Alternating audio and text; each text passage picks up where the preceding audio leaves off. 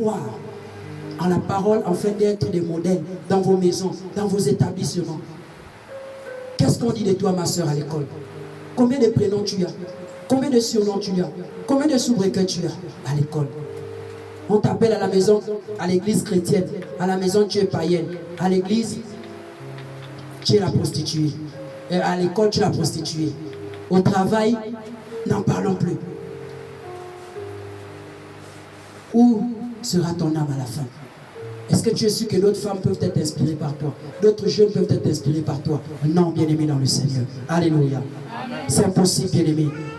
C'est impossible que les autres s'inspirent de toi. Par la grâce du Seigneur Jésus-Christ. Alléluia. Acclamons le Seigneur Jésus. Alors nous avons parlé sur les servantes de Dieu. Donc les femmes âgées, alléluia. Les mamans. Et nous allons parler sur le 4e point, les jeunes sœurs, dont le Seigneur Jésus-Christ a parlé, sur les jeunes sœurs. C'est-à-dire, quand on parle de jeunes sœurs, on fait référence à ceux qui ont, en réalité, ceux qui n'ont pas encore 30 ans. Alléluia. Ils ne sont pas encore 30 ans, parce qu'en dessous des 30 ans, c'est la jeunesse. Alléluia. Quand tu as déjà atteint, déjà plus de 30 ans, 31 ans, 32, dans les 30 ans, jusqu'à, on va dire, 12 ans, tout ça, c'est la jeunesse. Alléluia. Donc, le Seigneur a parlé des jeunes sœurs ici. Les jeunes sœurs dans l'assemblée des saints. Le Seigneur a dit, ne vous précipitez pas dans les affaires des hommes. Là, ne vous précipitez pas dans les affaires des hommes. Vous êtes encore jeunes.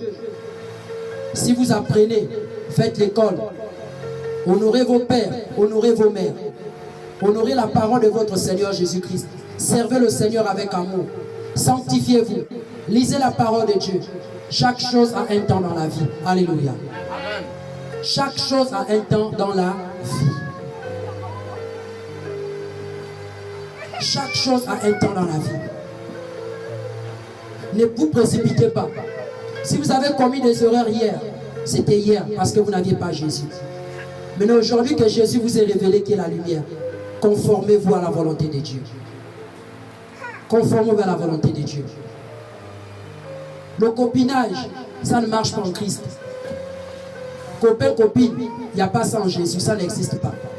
Donc si tu es un copain là, après ce culte là, si tu es un copain, copine là, ça ne marche pas en Jésus.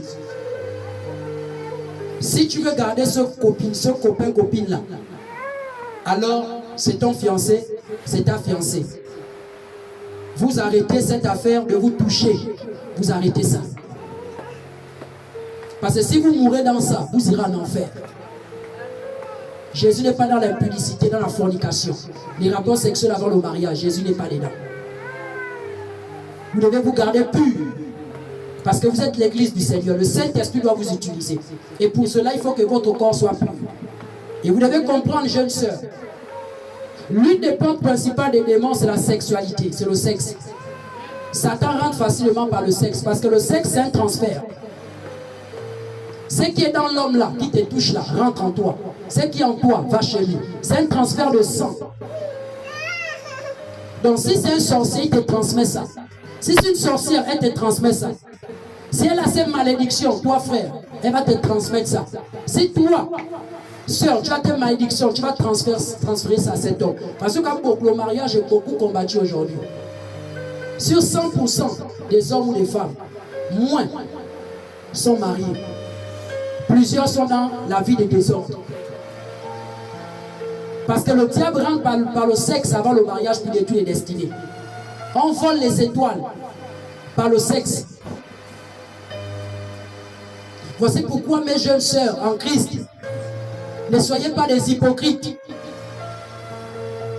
Quand on parle aussi de tout ça, la masturbation aussi est dedans.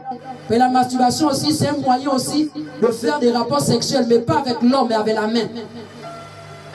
Donc tu fais des rapports sexuels avec ta main. Ça là, Dieu condamne ça.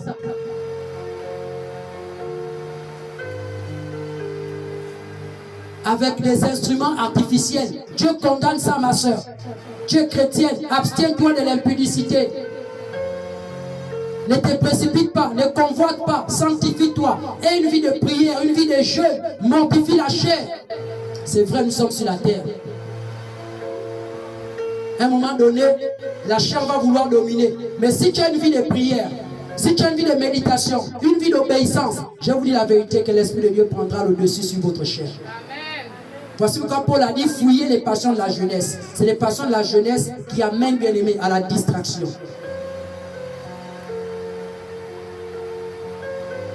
Ne vous précipitez pas. Gardez-vous pur. Faites attention au lieu que vous fréquentez. La plage, là-bas c'est l'impudicité à la plage. Les sirènes des eaux sont là-bas. Les Mami Wata sont là-bas, les Jézabel sont là-bas. Les plages que vous voyez là. Vous allez voir une sœur, elle est en string à la plage. Toi frère, tu vas aller aussi à la plage. Mais tu vas voir le fessier de la sœur. Toi ma sœur, tu vas aller là-bas, le frère il est en collant. La partie intime est bien dessinée. Tu es là-bas, à la plage, où tout se passe. À la piscine. Ça, ils sont les passions de la jeunesse. Alléluia. C'est que vous deviez chercher la jeunesse. C'est Jésus. Prenez vos Bibles, lisez. Ayez une communion avec le Saint-Esprit. L'apôtre Paul a dit que personne ne méprise votre jeunesse. Mais soyez un modèle en conduite, en parole. Donc votre conduite doit être un modèle. Vous devez vous conduire comme des saints. Vous devez vous conduire comme la parole de Dieu demande. Vous devez vous abstenir de l'impudicité, des lieux souillés. Vous devez éviter les lieux souillés. Parce que bien aimé, aujourd'hui, le diable utilise beaucoup la jeunesse pour détruire la nation. Le diable utilise beaucoup la jeunesse pour détruire l'église. Si aujourd'hui les églises sont détruites, c'est à cause des jeunes. Parce que la jeunesse n'a pas compris sa place dans l'église. Et plusieurs églises aussi ont détruit les jeunes parce qu'ils ne donnent pas l'opportunité à la jeunesse de pouvoir exprimer les dons du Saint-Esprit qui sont en eux. Mais le Seigneur Jésus dit, si tu es une jeune sœur, tu as le don de la prophétie en toi, tu es une jeune sœur, tu as la parole en toi, tu es une jeune sœur, tu as le chant en toi, l'adoration, tu as la capacité de pouvoir faire quelque chose dans l'église du Seigneur. Le Seigneur te dit, tu dois le faire. Mais en étant un modèle. En étant un modèle. Tu ne peux pas, au milieu des papas, des mamans ici à l'église, il y a des grandes personnes ici, alléluia. Tu vas venir prendre le micro ici, tu es une jeune sœur, tu as 18 ans, 20 ans, 21 ans, tu as 16 ans, on te met devant les gens pour chanter, alors que tu te masturbes là-bas, alléluia. Regarde ce que tu fais. Tu viens communiquer la mort aux pauvres papas et mamans qui viennent chercher Dieu, qui sont à la fin de leur vie, parce qu'ils veulent entrer au ciel. Toi, tu viens avec ton désordre pour venir détruire l'église, alléluia. Non, les jeunes chrétiennes, jeunes chrétiens, tu dois être un modèle. Quand une maman te voit prêcher comme ça, elle te respecte. Parce que Paul va dire ça à Timothée, parce que Timothée était un jeune. Il va dire que personne ne méprise ta jeunesse. Mais pourquoi ta jeunesse va être méprisée? C'est parce que tu n'es pas un modèle. Tu ne fais pas ce que Dieu veut. Voici pourquoi on te méprise. Bien que même parfois tu peux faire ce qui est bien, mais on va toujours te mépriser à cause de l'orgueil du monde qui dans le cœur de plusieurs personnes. Mais certains aussi diront que non. C'est vrai, il est jeune, mais les choses qu'il enseigne. C'est vrai, elle est jeune, mais la manière qu'elle tient le micro. C'est vrai, elle est jeune, mais la manière dont l'Esprit de Dieu l'utilise. J'ai jamais vu ça un modèle d'une grande personne. Oui. Il faudrait qu'on confesse de telles choses quand on te regarde. C'est pas on dit, oh laisse, là-bas c'est l'église des jeunes. Regarde, ils se couchent entre eux là-bas. Regarde les bons, les chantent. Ils se couchent là-bas entre eux. Les gars, même là-bas, il y a eux là-bas, ils sont dans les piscines, ils sont cessés, ils sont dans les tuiles. Le trésor dans l'église, c'est la jeunesse. Voici pourquoi la force d'une église, c'est la jeunesse. La force d'une nation, c'est la jeunesse. Le diable passe par la jeunesse pour détruire la nation. Alléluia. Voici pourquoi mes jeunes sœurs, le Seigneur a dit ici dans la prophétie, ne vous précipitez pas à faire des hommes là. Calmez-vous, serrez les cuisses, fermez les pieds. Fermez. Attention. N'est pas derrière, c'est devant. Devant, c'est Jésus. Devant, c'est le Saint-Esprit. Devant, c'est la parole de Dieu. C'est les conseils que les hommes de Dieu vous donnent. Les conseils que papa et maman vous donnent. De peur de vous retrouver au pays de si je savais. Oh, j'étais chante à la résurrection. Quand le réveil a commencé, c'était moi que le Saint-Esprit utilisait. C'était moi qui chantais. Mais pourquoi tu ne chantes plus, toi? Tu as arrêté pourquoi? Cet enfant. La grossesse est maintenant comme ça. Alléluia. Pourquoi? Parce que tu allais chercher ce qu'il ne fallait pas en réalité prendre avant le temps. Alléluia. Dieu veut d'abord t'utiliser d'abord. Dieu veut d'abord travailler avec toi. Dieu veut d'abord travailler avec toi. C'est vrai que ça peut arriver dans les temps de faiblesse, par la grâce de Dieu. Parce que ce qui te fait tomber doit t'enseigner. Tu peux tomber, ça peut arriver. Tu peux tomber avec un frère, allez, il te bombarde les jumeaux. Waouh! Le ballon d'or, on y va. Maintenant, qu'est-ce qu'il faut faire? Tu dois te repentir, demander pardon à Dieu et ne plus reprendre encore les ballons d'or, ma soeur. Sinon, tu vas vite vieillir. Alléluia. Amen. Tu dois garder aussi d'abord la sainteté. Que le Seigneur t'utilise. Alléluia. Parce que Dieu travaille avec des personnes pures. Amen. Quand tu es pur, tu sens vraiment l'Esprit de Dieu avec toi par la grâce du Seigneur. L'enfant n'est pas un péché. Avoir un enfant, ce n'est pas un péché. Ça dépend, peu importe la manière dont l'enfant vient. Ça peut être par une erreur. Voilà, et ça doit t'enseigner par la grâce de Dieu. Parce que la volonté de Dieu, ce n'est pas que tu demeures. Ça veut dire que ça peut arriver, mais il ne reste pas là. Tu te relèves et tu ne fais plus ça. Tu te sanctifies, tu élèves ton enfant dans la sainteté maintenant. Maintenant, si le frère qui a eu l'enfant avec toi là veut continuer là, tu vas dire au frère, tu vas dire à la soeur, ah ma soeur, vraiment, ce qu'on avait fait, c'était vraiment une erreur. Et l'enfant est rentré, gloire au Seigneur. Mais en réalité, je ne suis pas censé vivre cette vie-là. Si vraiment tu veux vraiment de moi, alors il faut aller voir mes parents. Tu vas voir mes parents. Tu m'honores devant mon père, devant ma mère et devant le Seigneur. Et on va continuer à coucher ensemble. Sinon, je n'accepte plus. Alléluia. S'il ne veut pas, il part. Un homme qui veut de toi ne va pas te vouloir seulement parce qu'il faut le sexe. Non. Le sexe ne vient pas avant. Alléluia. Non. Vaut mieux préserver ton âme pour le ciel que de l'engager pour l'enfer. Voici pourquoi les jeunes sœurs, les servantes de Dieu, les femmes âgées, les mamans, enseignez les bonnes choses aux jeunes enfants. Enseignez les bonnes choses. Mettez l'équilibre dans ce que vous dites. Encouragez la jeunesse à apprendre. Encouragez la jeunesse à faire des choses qui vont contribuer à leur développement spirituel et physique aussi. Par la grâce de Dieu.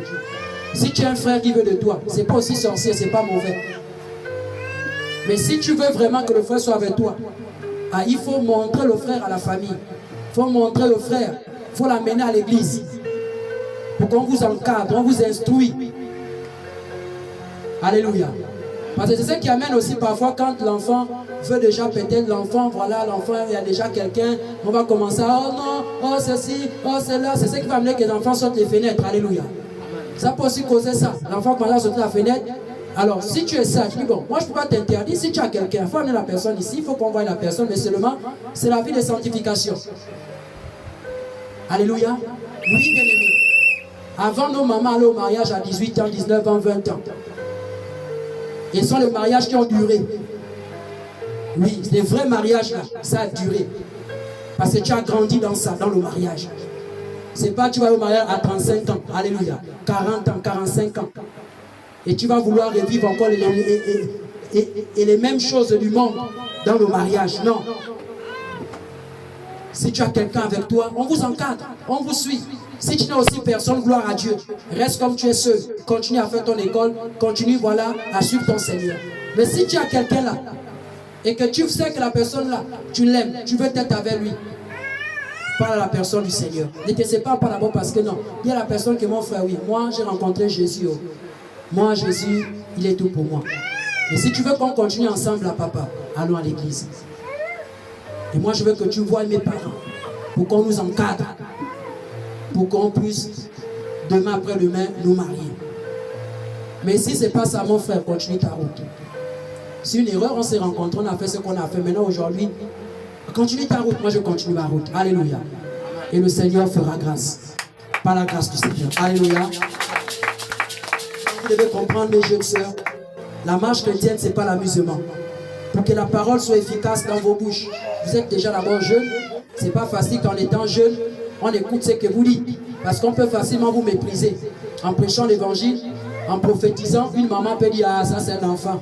Elle raconte qu'ils sont des bêtises, elle n'a pas encore fait la vie. Elle me raconte quoi comme ça? Un jeune peut être tenté de prêcher, ah ça c'est un jeune, laisse. Qu'est-ce qu'il fait même qui ne vit même pas ça? Et c'est que beaucoup disent de moi, alléluia. Mais honte à eux.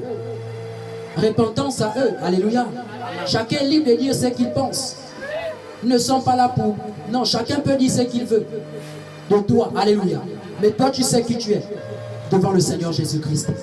Et ceux qui sont avec toi savent qui tu es devant le Seigneur Jésus-Christ. Donc ma soeur, tu es jeune. Déjà au départ, c'est pas facile que les gens croient en toi. Parce que tu es d'abord jeune. Imagine une jeune fille de 18 ans, tu vas dire à une maman de 50 ans que maman, oui, le Seigneur me dit, tu es dans l'impudicité, tu trompes ton mari, elle aura honte, alléluia. Elle va dire, jamais ma fille, c'est qu'elle dit, c'est le mensonge. Pourquoi? Parce qu'elle a honte que c'est sorti de la bouche d'un enfant. Mais si c'est un papa de 50 ans qui dit, maman, le Seigneur me dit que je vois ça. Amen, papa. Amen, papa, c'est la vérité. Maman, tu es aux États-Unis. Amen. Maman, il y a quoi? L'amen là, c'est quoi? C'est la fin du monde? Alléluia. Mais quand c'est un jeune qui te dit, maman, l'Esprit de Dieu me dit que tu es une sorcière, il faut te repentir. Ah, mon fils là, je ne reconnais pas ça. Alors que tu sais que c'est la vérité. Alléluia. Oui. Il faut dire aux sorciers que ce sont des sorciers pour qu'ils se répandent. Il faut dire aux impudiques que ce sont les impudiques pour qu'ils se répandent. Il faut dire aux bonnes personnes que ce sont les bonnes personnes pour qu'ils continuent à demeurer dans cette bonne voie. Alléluia. C'est ce que la Bible dit, encouragez. Reprenez avec douceur. On dit la vérité douceur. Alléluia. Par la grâce de Dieu. Donc c'est pas facile. Nous que Dieu a appelés étant jeunes là, c'est pas facile qu'on croie en nous. Parce que nous sommes des jeunes. Mais la seule chose qui a fait en sorte qu'on croie en nous, en étant des jeunes, c'est la vie de ce qu'on dit. Alléluia. C'est notre conduite. Sois une jeune remplie de vie de sanctification. Sois une jeune remplie de la parole de Dieu. Quand tu parles aux mamans comme ça, les mamans sentent que oui, cet enfant-là a la connaissance. Quand tu prophétises comme ça, sentent que oui, ça là, elle n'invente pas. Parce que quand je regarde la conduite de cette sœur, quand je regarde son humilité, quand je regarde son cœur, son amour, quand je regarde sa manière de faire les choses, vraiment la sœur, elle aime Dieu. Donc je crois à ce qu'elle dit. Mais si d'abord tu es dans le Congo ça, avec les mamans au quartier, c'est toi la plus petite, mais tu es dans un Congo ça accéléré. Et tu avais dit, maman, Dieu m'a dit que non, elle va dire, ma fille, arrête ça. On fait le Congo ça deux jours ensemble. Tu me racontes quoi? Dieu t'a dit quoi? Alléluia. Tu as écouté ça là-bas et tu es venu me dire. Alors que c'est vraiment Dieu qui t'a parlé. Ma code de la conduite que tu as au quartier. Et pourtant tu es servante de Dieu, étant jeune. Mais regarde ce que tu fais. Qui va croire en toi? Personne. Voici quand l'apôtre Paul dit à Timothée que personne ne méprise ta jeunesse, mais seulement sois un modèle. Si tu es un modèle, un exemple du Seigneur Jésus-Christ au milieu de ces vieillards-là, ils sauront que Actes des Apôtres chapitre 17 est accompli dans la vie de cet enfant. Dans les derniers temps, je répandrai de mon esprit sur toute chaîne. Vos fils et vos filles prophétiseront. Vos vieillards auront des songes et des visions. Oui, sur mes serviteurs et sur mes servants, dit Dieu en ces temps.